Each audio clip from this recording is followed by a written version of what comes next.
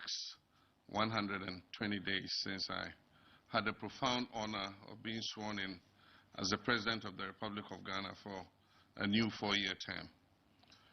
It is a day that I specifically noted on our calendar to come before you, the people of Ghana, to account for the critical first steps we promised to take in our initial months in office.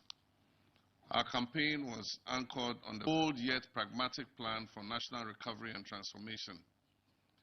Central to this plan was a social contract for the first 120 days, a set of specific and unwavering commitment to change.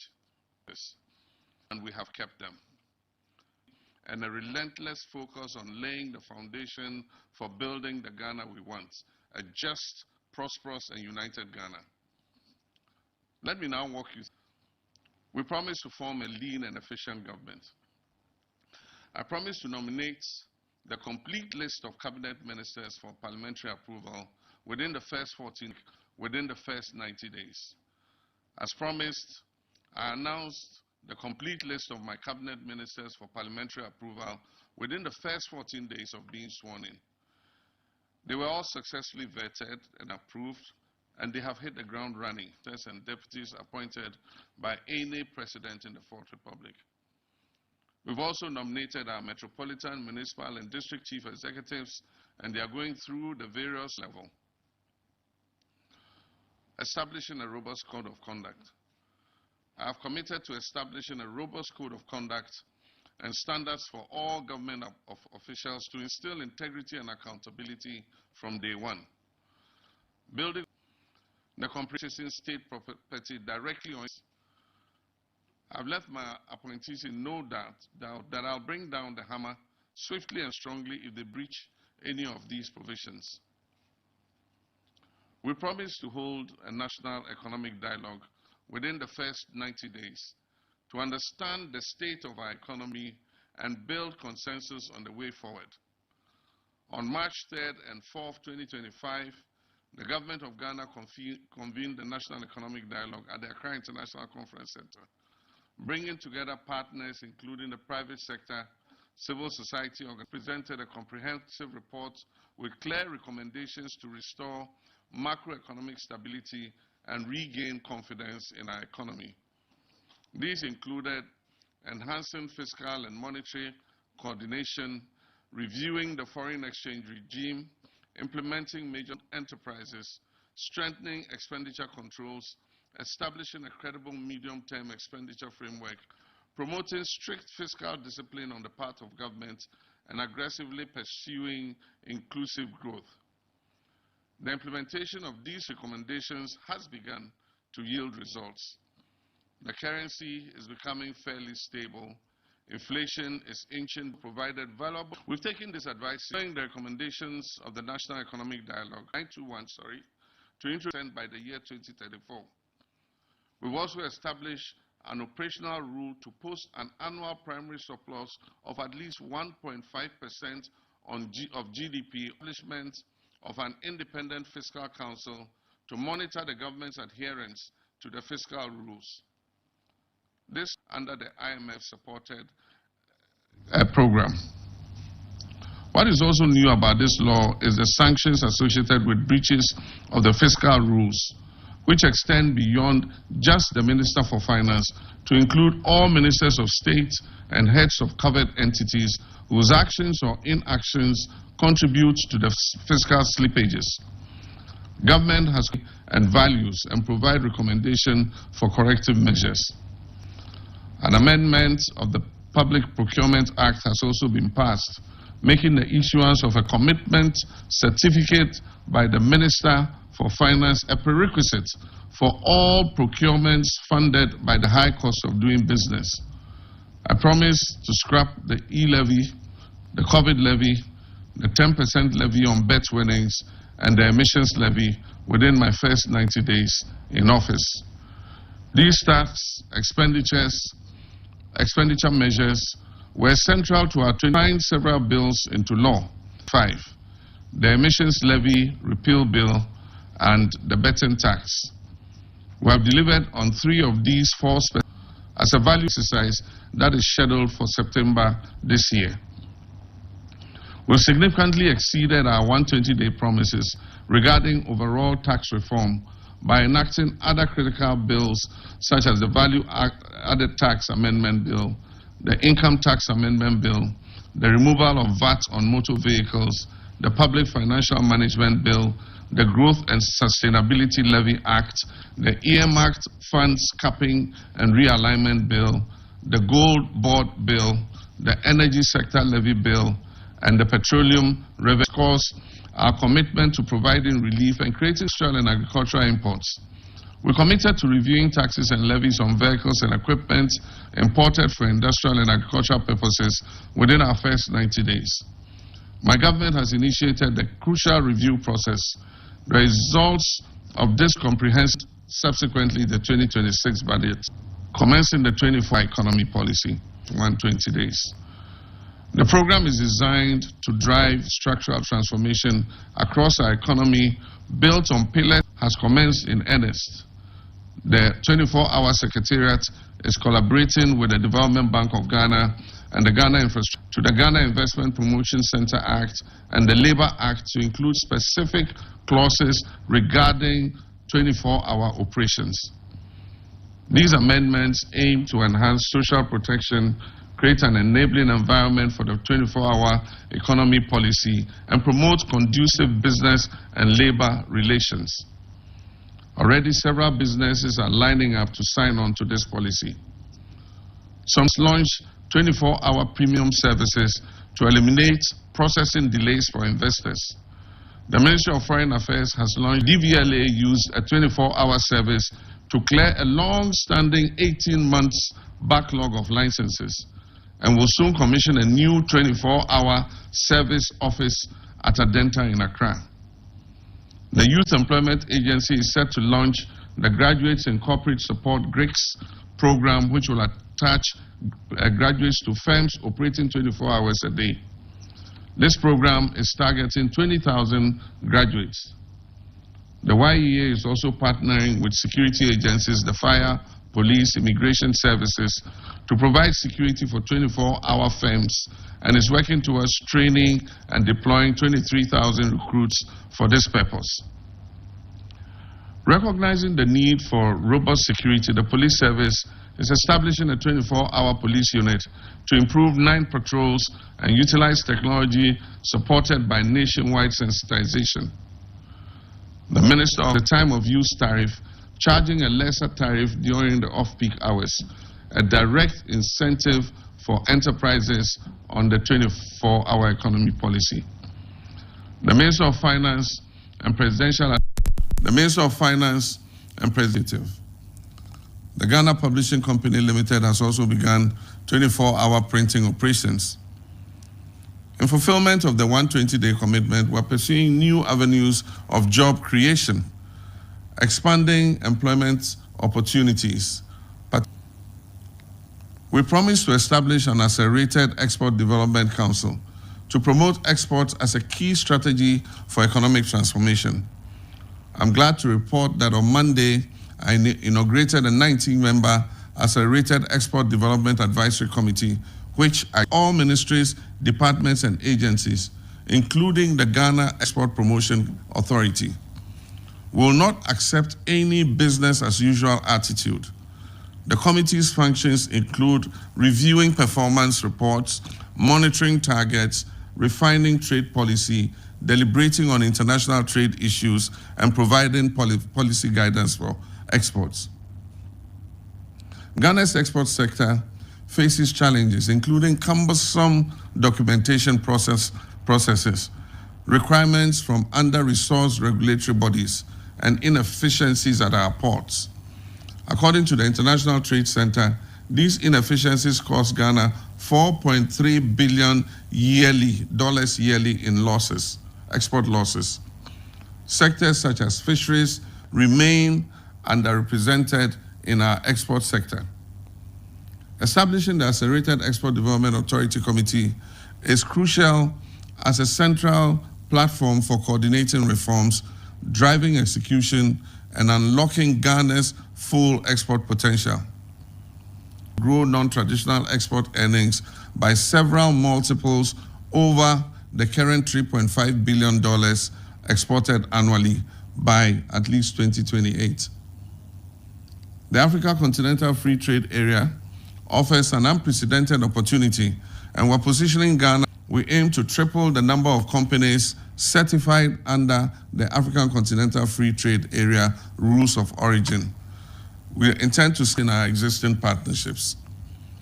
Ghana will become a hub for products, digital services, knowledge exports, and our creative industries. I promise to convene a national consultative conference on education. I'm glad to report that this promise has been fulfilled. Over 2,000 proposals were received, including a survey on free senior high school with 20,000 respondents. The report on the consultations will be ready by the end of May 2025 and will be made public. The extensive consultation was crucial to building a genuine national consensus for sustainable reform in our education sector. The no academic fee on families and expand access to higher education, and $52,900,000 for the payment of academic facility user fees for 156,294 first-year students in public tertiary has also been instructed to pay the fees directly to the tertiary institutions, ensuring timely disbursement. The ability for this government funding for persons with disability, like the free tertiary education for persons with disability and the Ghana Medical Trust, otherwise a fund otherwise called Mahama Cares. For free tertiary education for persons with disabilities, budget allocation for beneficiary students has been captured in the 2025 budget statement. The Minister for Education has made relevant data available for Get Fund. It's a bold national policy that provides direct financial support to Ghanaians who are suffering from chronic diseases that are not fully covered by our national health insurance scheme. It serves as a lifeline for chronic disease care. On April 29, 2025, I officially launched the fund at the University of Ghana Medical Center, where I pledged 6 months of my salary as my contribution to start. Vice President Nana Jane also pledged 4 months of her salary to the Mahama Care, the equivalent of 1 month's salary to the fund. This includes CEOs and all other appointees. I encourage every networks, it's *225#, *225#. Disbursement to support needy patients will begin once the governing board is put in place. The draft Ghana Medical Trust Fund bill is ready and will be when it resumes from recess to our people. To introduce the distribution of free sanitary pads to female students in primary and secondary schools. The 2025 budget statement allocated 292,400,000 Ghana cedis for this commitment, and I launched this initiative, 6 million sanitary pads and 4 packets per station service structure to all 261 districts, ensuring that no beneficiary is left out. The distribution will be accompanied by health education. A cornerstone of our commitment to good governance and accountability is tackling corruption. Critical matter. Auditor General's report on the COVID-19 XV scandal is under indigenous banks and financial institutions. The Minister for Energy and Green Transition has commenced investigations into the PDS scandal. Deloitte and Touche is conducting an independent audit of the National Cathedral project. I expect their report by the end of this month. A number of officials have been invited and questioned concerning the 13th African Games. On April 30th, 2025, the Attorney General filed 11 charges against a former National Signals Bureau Director General and others for various offenses. Scandals. The Office of the Presidential Advisor on Corruption will continue to receive complaints and reports regarding 2,000 complaints in just a few weeks. As promised, my commitment to fighting corruption is not limited to recovering loot from past appointees, will also ensure that our own appointees serve Ghanaians responsibly, access to state resources. I pledge to implement a government policy prohibiting political appointees from purchasing state assets. Reports of former officials acquiring public properties after regime changes have eroded public trust, particularly the alarming surge under the previous administration. In response, our policy prohibits all political appointees, their assigns, and closely associated persons from purchasing state assets. Section 5B of the Code or has purchased any state asset directly or indirectly. Allocating seed money for the Women's Development Bank. We promise to allocate seed money to establish the Women's Development Bank to empower women entrepreneurs and promote economic inclusion. Accordingly, 51,300,000 Ghana cedis was allocated in the 2025 budget for this purpose. Public soon. Priority job creation programs. Job creation is a top priority for my administration. We promise to launch the H.E Mahama National Apprenticeship and 1 million codation. The H.E Mahama program has been launched to train and support 10,000 youth-owned businesses annually, and budgetary allocation has been made for that. 2,000 viable businesses will receive funding based on scalability and applicational backgrounds, with specific directives to allow access for women and persons with disability, unemployed, and out-of-school youth, and our vulnerable populations.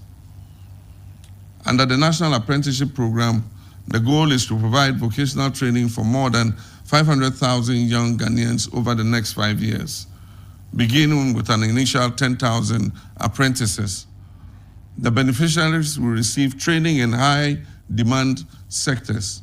They will receive stipends and starter toolkits and certification at the end of their training. A dual apprenticeship model blending at least 45% of trainees program is a cardinal initiative in digital skills for the Greater Accra, Ashanti, Bono, and Upper East regions. The technology sector is a key pillar of Ghana's economic reset, and we're taking bold steps to equip our youth to be the future of work. Commence review of Customs Amendment Act 2020. To rescue the local automotive repair industry, we promise to begin the review of the Customs Amendment Act 2020 to remove the law banning the importation of salvage vehicles. The Minister for Trade and Agribusiness has extensively engaged relevant stakeholders, including new and second-hand car dealers and assemblers. Her report has been forwarded to the Ministry of Finance, where a draft bill is being prepared for Parliament. To ensure fairness and transparency and eliminate political patronage and corruption in awarding government scholarships, we promise to lay before Parliament a new bill to streamline administration and prohibit political appointees from accessing government scholarships. Cabinet has given policy approval for the new Scholarships Authority Bill to be laid before Parliament to fulfill this promise. I hope Parliament will consider and pass this bill expeditiously when it resumes sitting. This bill will establish the Ghana Scholarships Authority, a fair and transparent system focused on needy and deserving students, protecting our environment, especially from the threat of illegal mining, has been a strong commitment. We promise to ban illegal and new mining activities in forest reserves and roll out our Tree for Life and Blue Water initiatives to heal and sustainably harness our environment. In the first 120 days, we've taken decisive action through a 5-pronged strategy to overhaul and sanitize the mining sector. This includes regulatory reforms and strengthening the law enforcement, stakeholder collaboration, reclamation of degraded lands. 7 out of 9 forest reserves have been reclaimed. Illegal miners have been flushed out of these forest reserves. Concerning the ban on mining in forest reserves, on March 20th, the Environmental Protection Mining in Forest grant approval for mining in forest reserves to completely prohibit mining and ban mining in our forest reserves. The Ministry of Lands and Natural Resources has launched the Blue Water Initiative to restore our water bodies in collaboration with the Ministry of Environment. This initiative aims to train and deploy blue water guards to monitor and protect critical water bodies and prevent further pollution. At the same time, experts are working to clean up our polluted rivers. The Tree for Life Reforestation Initiative was also launched on March 21st. 2020 aims to plant over 20 million seedlings annually, educate environmental consciousness in our youth. By combining enforcement, policy reform, technology, and community engagement, while achieving the expected outcomes of to transform Ghana into the preferred tourism destination and showcase our rich heritage, we promise to launch the Black Star Experience Initiative as our flagship culture, arts, and tourism brand. I launched this initiative on May 1st, 2025.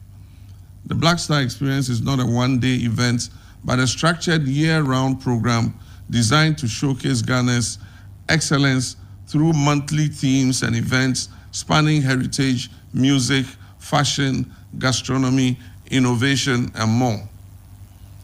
The approach is to create a seamless and immersive experience for local and international tourists, ensuring year-round engagement, boosting our economy, and celebrating the vibrant tapestry of processes into security agencies to purge state security agencies of militia and vigilante elements and enhance professionalism. A board of inquiry has been established by the Ghana Armed Forces to investigate recent recruitment process and serving personnel, and mandatory ideological reorientation sessions are planned to reinforce military neutrality. Is being introduced to cross-check personnel against national criminal and security intelligence records, automatically disqualifying applicants linked to recruitments. Similar processes are underway across other security agencies, including the police, fire, service, and prison services. Reopening investigations into major unresolved criminal cases. Delivering justice is crucial for national healing and trust in our institutions. And so we promise to open investigations into major unresolved criminal cases, including the 2020 elections killings, Ayawaso Wogombai election violence, and the murder of Ahmed Swale and Silas Wolochami. The new Inspector General of Police has established a special task force. Investigations have been reopened and progress is being made. In the tragic murder of Ahmed Hussein Swale 6 years later, the police service have made an arrest and the suspect was arraigned before court and remanded. Investigations are also ongoing into the election. 2020 individuals have been charged with conspiracy and murder and committed for trial at the High Court. In Ablikuma Central, where a military officer is alleged to have caused a death, the scene has been revisited and a request was made to the Chief of Army Staff for the release of the personnel involved to assist in investigations. For the tragic death of Silas Wolochami due to lack of evidence, but I'm pleased to report that we have reopened the case based on actionable intelligence. In Doma West, where Kofi Robert died, one person has been charged and is standing trial, while the other suspect is at large and is being pursued. In Savlugu, where Zakaria Samira, a 16-year-old, died from a gunshot, efforts are still being made to find the assailant despite a lack of cooperation from witnesses. And concerning the January 31st, 2019, Ayawaso West Wogombai election violence, where 18 persons suffered injury from individuals later identified as national security operatives, we will not let that matter die without justice being served to the victims. ASP Azugo who was deeply involved in the violence and atrocities on the day, is currently cooperating with the National Investigations Bureau to identify, arrest, and prosecute all those who were involved in the violence. With respect to cases from the 2024 election violence that resulted in tragic deaths in constituencies like Tolong, Damango, Autusenya East, Nkranza South, Ofinsu North, and Ahafua North Southwest, the cases are being investigated by the Special Task Force. These are not to murder our citizens. We're committed to ensuring accountability for political violence so that it will not happen again. The Attorney General is involved in these unlawful incidents. Ladies and gentlemen, we promise to initiate a probe into the VRA Akosombo Bond Dam spillage to address the man-made disaster caused by the VRA spillage and prevent future occurrences. We promise to initiate a probe and take steps to compensate the victims. So this administration set up a committee chaired by Engineer Kek Kofi, a former VRA chief executive.